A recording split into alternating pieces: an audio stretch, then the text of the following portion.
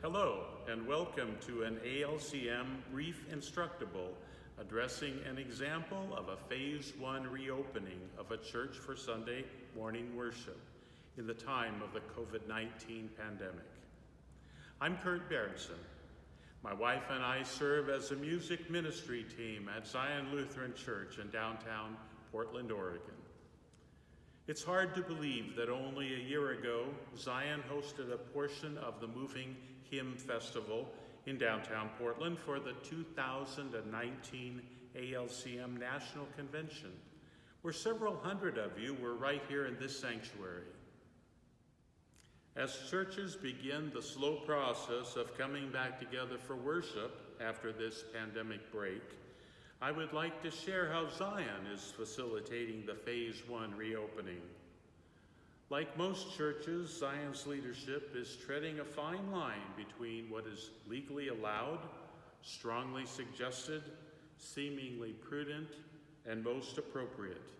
All this to make decisions that will ultimately protect the safety of Zion's members, while also providing for their spiritual needs. Since all churches are limited by a smaller number of people allowed in the sanctuary at one time, individuals or families need to register their intended worship attendance in advance of Sunday morning. One may reserve their attendance on Zion's website or by calling the church office during office hours. As they request a service time of 9 a.m., 10 a.m., and 11 a.m., they must also request the number of people who will be attending in their family or group.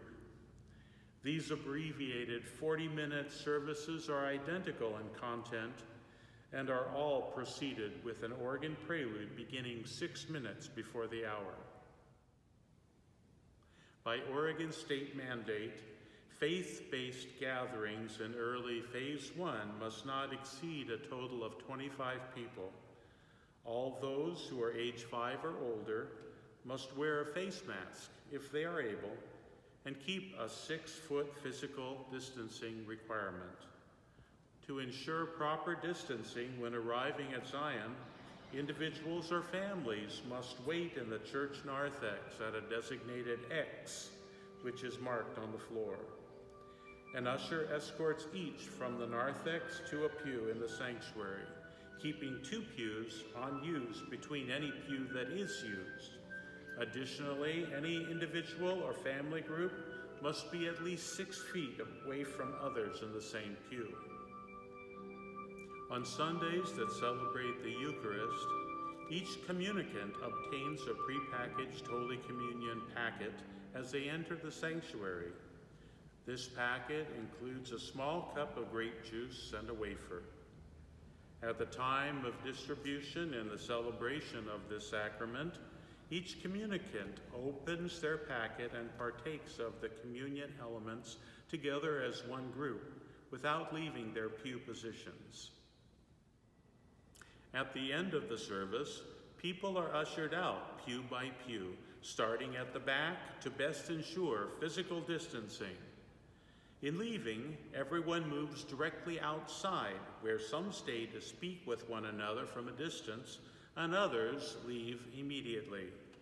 Since passing an offering plate could also pass the coronavirus from person to person, an offering basket is placed inside the exit doors. Between services, the pews that were just used are sanitized, and the floor markers which show which pews are to be used for worship seating are moved back 1 pew so that the next group of worshipers do not sit in the same pew as a group that worshiped before them. To alleviate any need for sanitation of hymnals, all the service information that is required is included in single-use printed bulletins. In each service, selected verses are printed of 3 hymns. In these services, the text and tune of the hymns are printed, and the congregation silently reads the hymn while the organ plays it. This negates any potential aerosol hazards, which could rapidly spread the COVID-19 virus through the vocal use of singing by any person who is infected. In the printed bulletin, congregants are instructed as follows. Please follow along, meditating on the words, singing only in your heart, as the organ becomes the singing voice of the congregation. Congregants may choose to sing the hymns in the 11 o'clock service, but must do so wearing a mask.